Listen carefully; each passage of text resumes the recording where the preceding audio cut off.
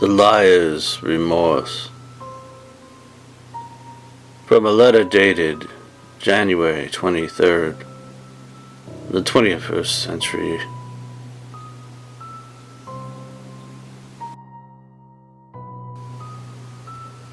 She was catching on to me. Yes, she was. She said, "I thought you were kidding about the murder. I thought maybe it was suicide."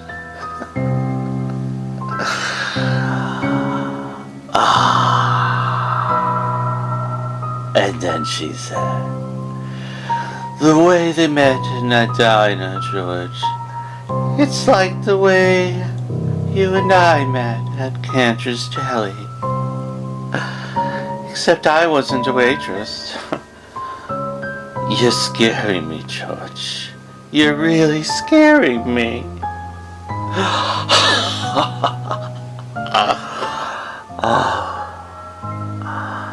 I didn't know what else to say. I don't like to lie, it's true.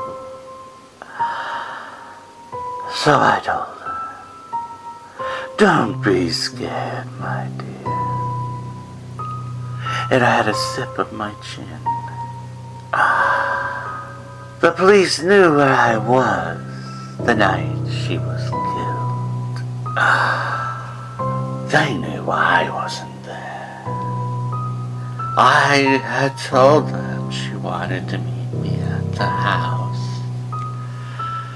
that she had a creepy feeling, and I had tried to comfort her. "Don't be scared, my dear." I told them how she kept feeling like she was being watched and followed. And then I remembered the night she was killed. Yes, I do. The time when I answered her phone call. Oh, yes, she was walking the hallway from the garage. Yes. And she said it was dark. Very dark. Oh, how I remember that night. Yes.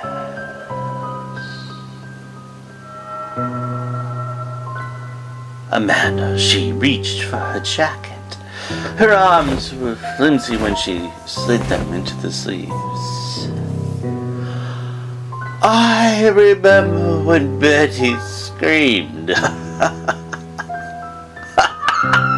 I still do.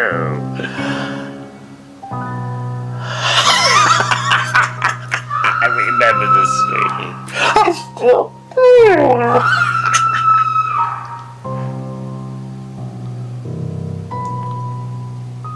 Oh, yes. Betty's size black gloves. And then hose. Yes. It was being pressed into her face, into her mouth. That's what I told the police. I told her. The look in her eyes, you can't explain. There wasn't a place she went. He didn't know where she was. It was all because of that phone. Yeah. I remember Amanda when she slid her phone out and inspected it then. "So that's why you hate phones, George?" "Oh, yes, that's right. I'm scared now. Look at my fingers. They're shaking, George. They're shaking. I'm so scared."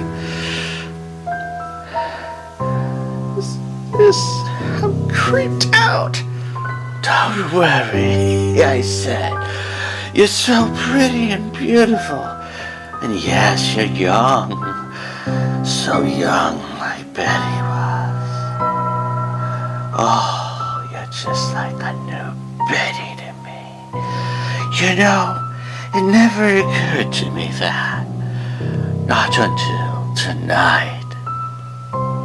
Yes, you're so beautiful like Betty. I am, she said. Oh, yes, I said. Oh, yes. Amanda buried her eyes in her hand. You were right about all this, George. It's terrible, horrible. It's time for me to go, she said. She reached for the scarf. I could sense the fear in her. Yes, she was trying to hold herself together.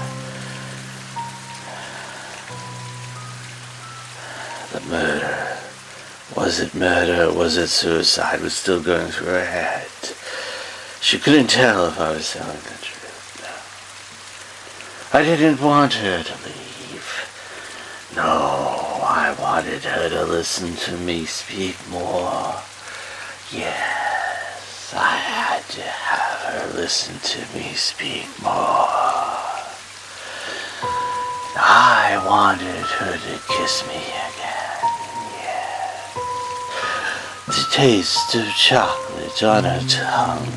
I wanted, so I waited and waited for her lips to come over one final time. Yes, but I knew she was afraid. Especially when she tucked her hands into her coat and slid my black gloves out.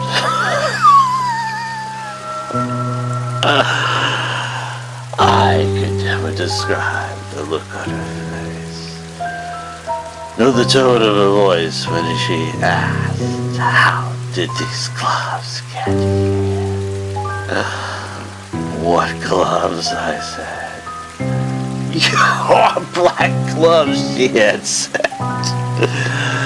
Not with a laugh, of course. I don't like to lie. It's true. There's blood on them, she said. Dry blood. Aren't these yours, George? Oh, of course not, I said. I don't wear gloves. I never have. And I never will. And you know I don't like to lie. It's true.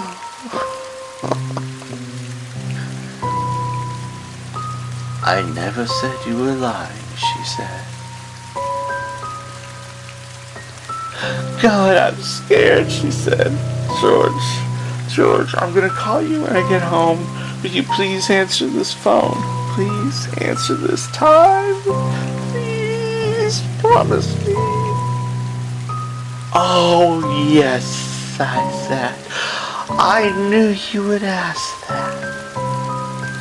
I walked her to the door. She must have forgotten that I had worn black gloves outside the door before we entered.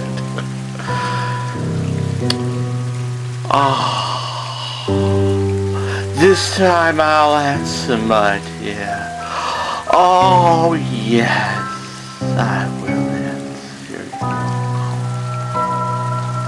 you. You promise me, George? Of course I do, my dear. Oh, yes. Of course I do.